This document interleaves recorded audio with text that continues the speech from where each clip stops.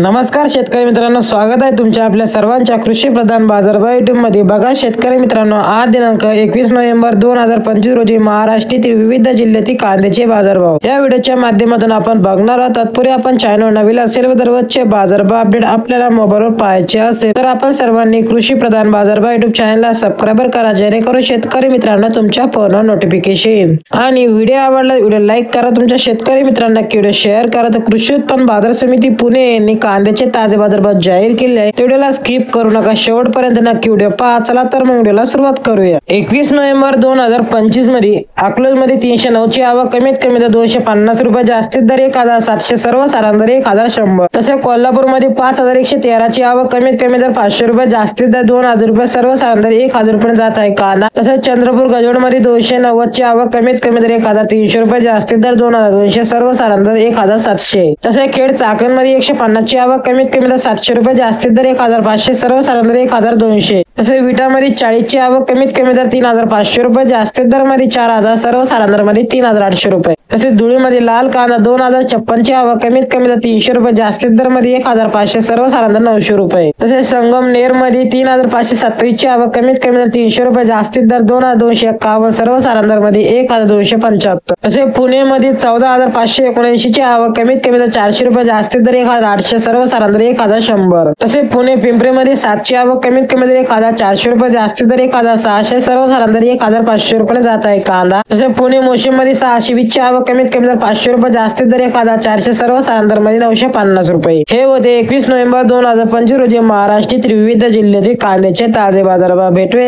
एका नवीन व्हिडिओ मध्ये, तोपर्यंत धन्यवाद। Thanks for watching.